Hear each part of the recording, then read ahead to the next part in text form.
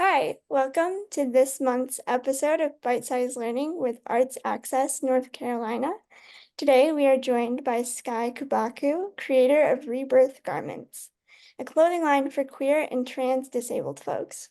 Today they will be teaching us about designing symbols that represent ourselves. Hi, I'm Sky Cubacub, and I use they, them, and they, them, their pronouns, and I'm the creator of Rebirth Garments. Today, I'm going to teach you how to create a symbol that represents yourself.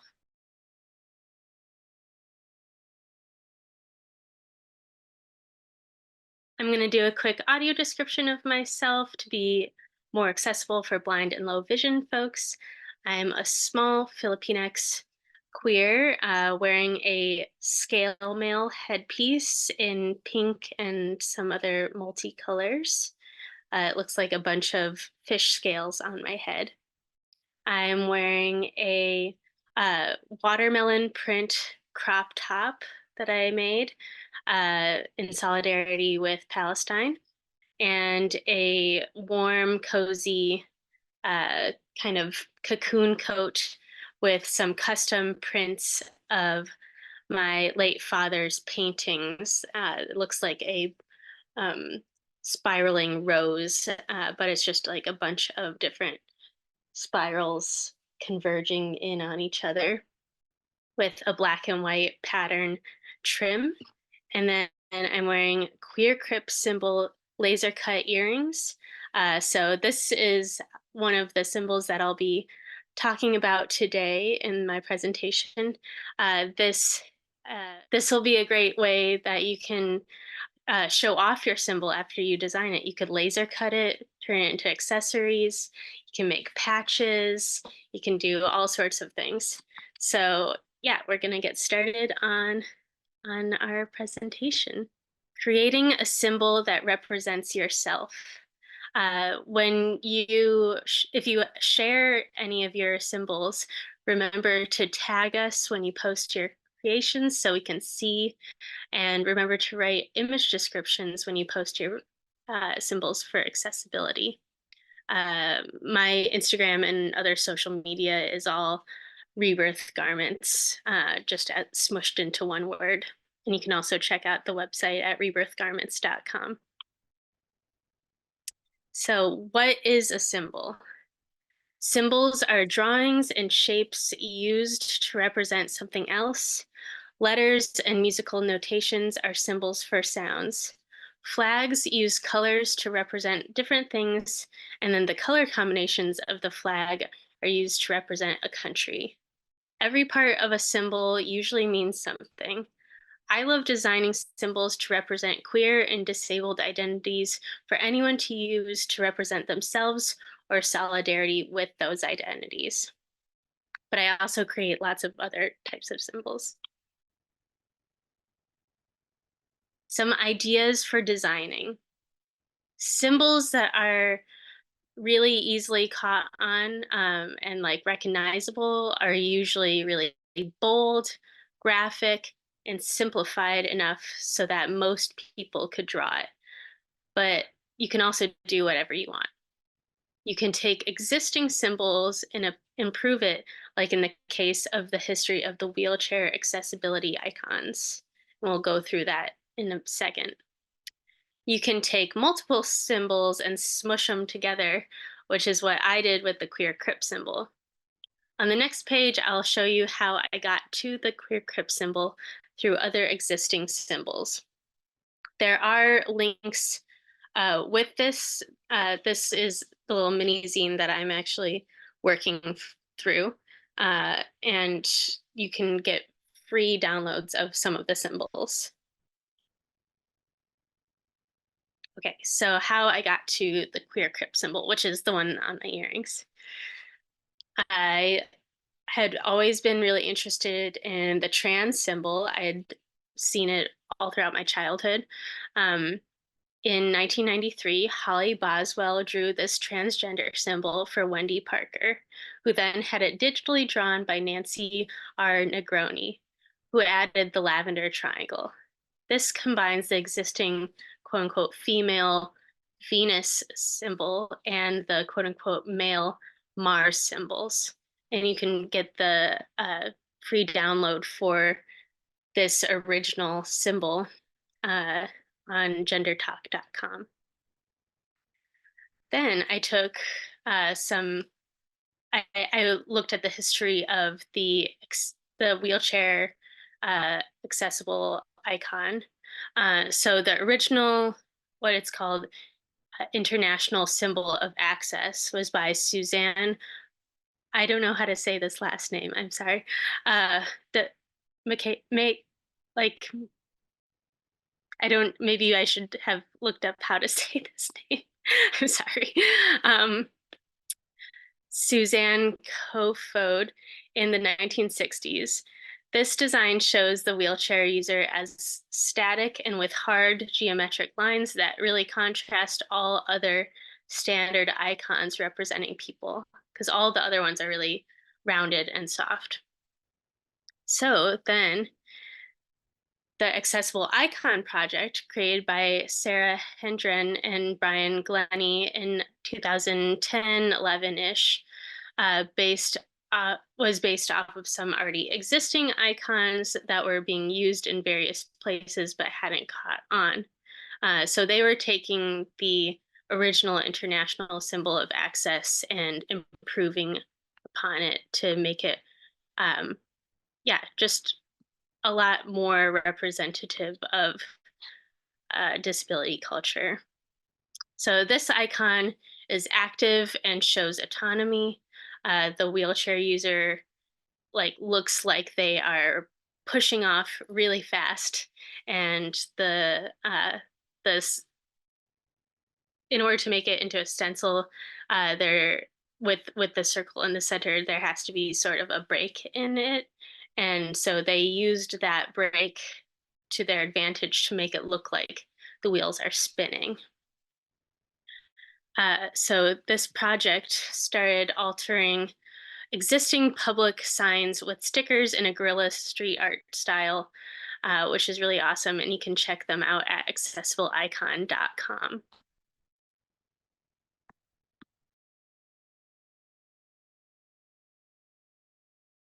In January 2016, at Access Living's Empowered Fifis group, I had either seen this symbol or one very similar to it. This is the disability feminist symbol, which I think is by an artist named Ania Bula. And I had first interpreted the fist in the center as the Black Power fist, which, yeah, I thought would be still really awesome. That's why I was most interested in it. I thought it was cool that it had the Black Power fist. But when I researched this possible designer, I'm unsure if that was actually the intention. So I think that they were just having it as another sign of feminism, because the fist has been used as many different types of signs, but I'm into it being seen as the Black Power fist, even though it's not my symbol. So basically, right after that, I was like, oh, I would love to make a symbol that combined the trans symbol and the newer accessibility icon. Because I had seen some other types of mishmashes or mashups of symbols before, but they had all been using a more older, the international symbol of access rather than the newer accessibility icon, which I'm really into. So in April 2016, I was actually in Mexico City at the time. I drew this queer crip or transcript symbol by combining the accessible icon with the trans symbol. And then I had it digitally drawn by Yoon Bake. I chose black and pink for the colorized version since they are the colors of the queer anarchist flag. The wheelchair user's arm and legs create the last arrow of the trans symbol. So if you kind of smush these together, it would be last arrow. Because a lot of times people will be confused about why I took away the Mars symbol completely, but that's how I've always seen it, as those making the Mars symbol. So I had been thinking about this for a really long time. I've been wanting to make a bunch of colorized like queer cup symbols that had different types of pride flags kind of coloring in the symbols. So here we have some examples of the progress pride flag, the asexual flag, agender flag, bisexual, pansexual, trans, gender fluid, intersex, non-binary, xenogender. And then in the top right corner, there's one that I made for me specifically, the Filipinx flag. So using parts of the Filipino country's flag, but turning it just smashing it all together with the queer crip symbol. So kind of connected to all of this, we're going to now switch focuses and think about the neurodivergent pride symbols. Giving you all some different examples of symbols that I have looked at and then taken from and made my own. So I won't even show the original symbol for autism, which is a puzzle piece, because it was created in 1963 by a parent of an autistic child with the idea that it is a quote unquote puzzling condition. And it's not celebratory at all. And it's also been used a bunch by the hate group Autism Speaks, which seeks to try to cure the world of autism when it's not something to be cured, because it is just a just part of neurodiversity is having being celebratory of all of our different brains rather than trying to assimilate us. So the rainbow infinity sign, which is in the top corner for neurodiversity, was created in 2005 by neurodiversity advocates as a variation on other symbols that were gaining traction. It was created for Autistic Pride Day on June 18th by Aspies for Freedom. The symbol intended to reflect diversity with infinite variations and infinite possibilities, which is much more celebratory. There's a great article by Amber Johnson on the evolution of autism symbols at bit.ly/autism symbols history. This symbol has been accepted not only for autistic folks, but is also inclusive of all neurodivergent people. So I love the artist Jennifer White Johnson. You can find her at JT Knox Rocks on Instagram. She's amazing graphic designer and artist, and we've worked together in a lot of fun projects or like gallery shows. So I wanted to share her symbol for Black Disabled Lives Matter. So this symbol, created by disabled designer Jennifer White Johnson in 2020, combines a black fist representing protest and solidarity with the infinity symbol, which autistic communities use to depict the breadth of the autism spectrum as well as the larger neurodiversity movement. So I thought that this was a really awesome, powerful symbol.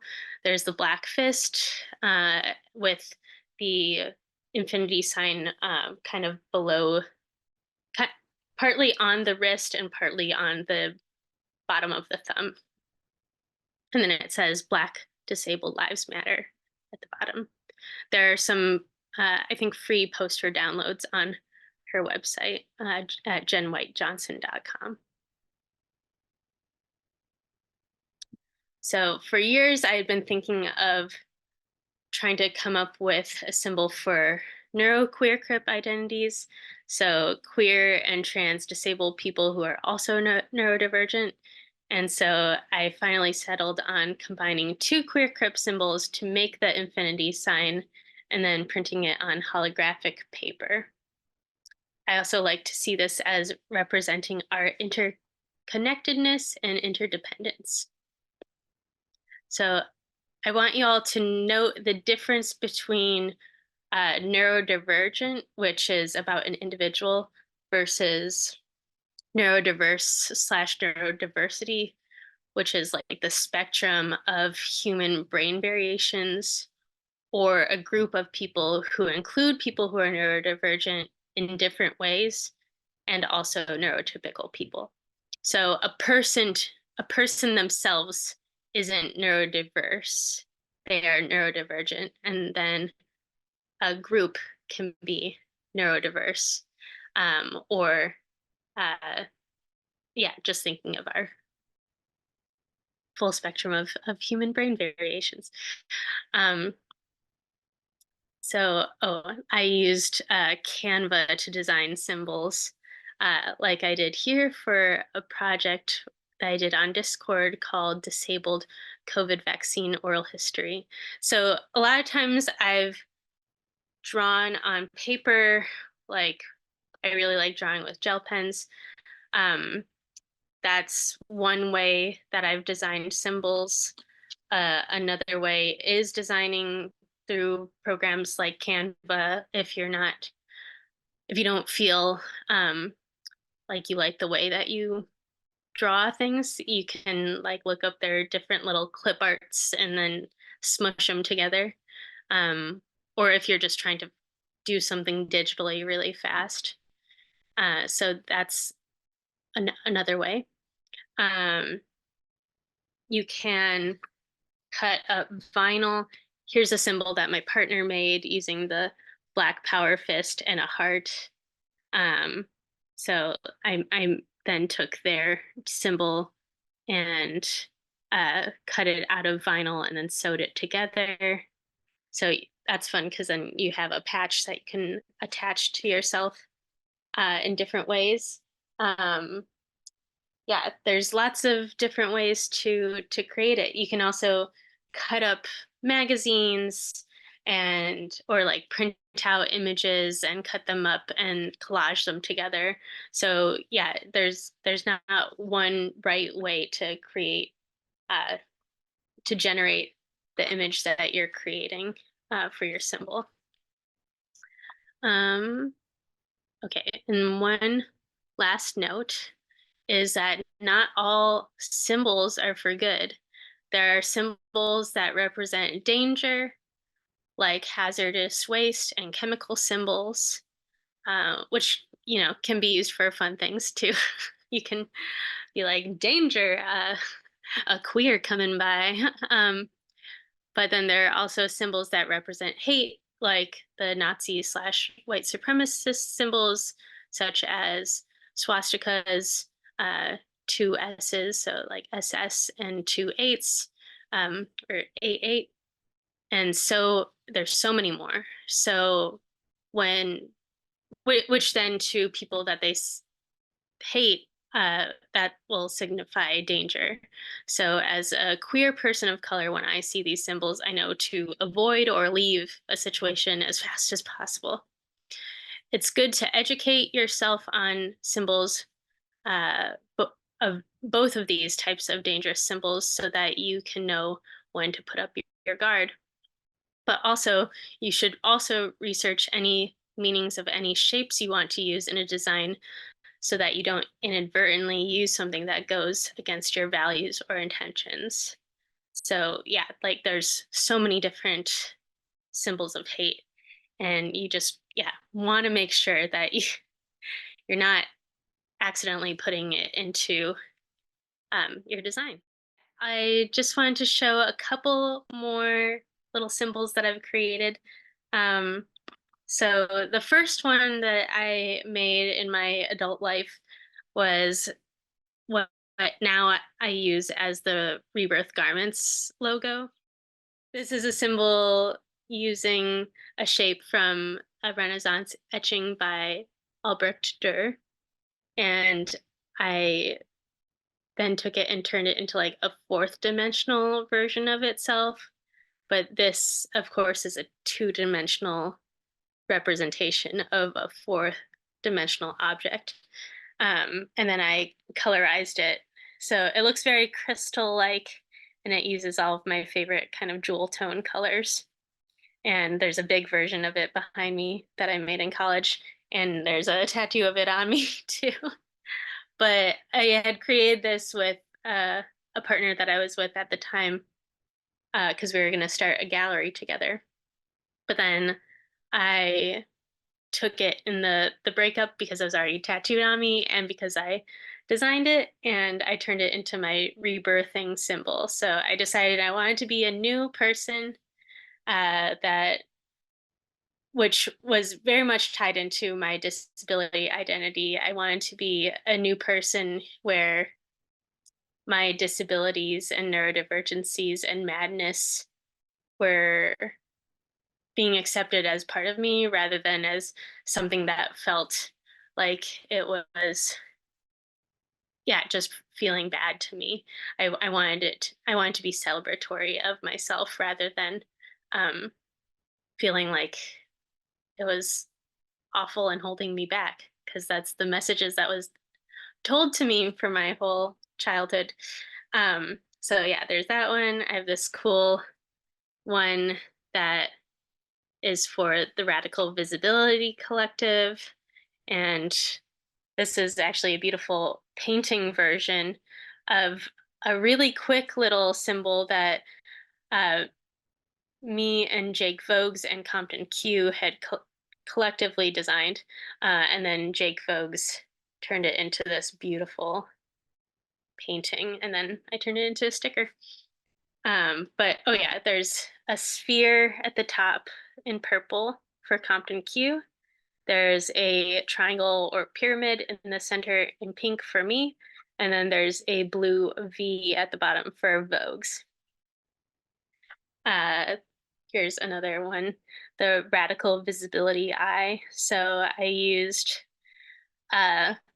Dazzle Camo to create, an eye-catching thing that's also confusing. Um, Something for standing out and blending in at the same time. um, Not really blending it, but for confusing the eye. Uh, and I used Radically as the top eyelashes, and then there are triangles as the bottom eyelashes, and the different triangles and colors uh, go with the the different triangles used in the Holocaust. So yeah, pink triangle for queers and black triangle for disabled folks. And at this moment, I can't remember what the green triangle is for. Um, you can do things really simply. You can just do words. So I have these kind of neon letter kind of look that says, "Ask me my access needs." I have other ones with more words like chronically ill and dressed to kill, mentally ill and dressed to kill. And then this little trio, access bitch in like Barbie groovy font, access, oops, where did it go? Yeah, access butch, and then access bimbo with some little sparkles. Um, so yeah, your symbols don't necessarily all have to be just pictures. They can also be words. And then, yeah, most recently I've been creating some different ones for Palestinian solidarity. So using Palestinian flag in the Queer Crips symbol. And then this one says Queer Crips for Palestine. So yeah, I want y'all to think about maybe making a list of different identities that you want to represent and then thinking about how you want to represent them all. What are different pictures that come to mind when in your head or mind's eye, um, when you are thinking about those identities? And then how can you combine them? And then you don't necessarily have to make a symbol about your identities or other people's identities. You can also just create a symbol that you have been about, like a concept or an idea. Like, yeah, in these access, access bimbo, access bitch, and access butch stickers, like thinking about like it could be like persona, can be, yeah, concepts.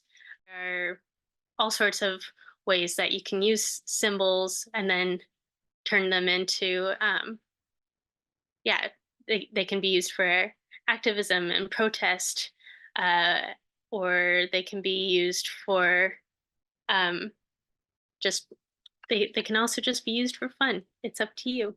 But thank you so much for joining us. It was a pleasure. It was really great learning about this. I'm excited to make my own symbols. And yeah, thank you so much. Thank you.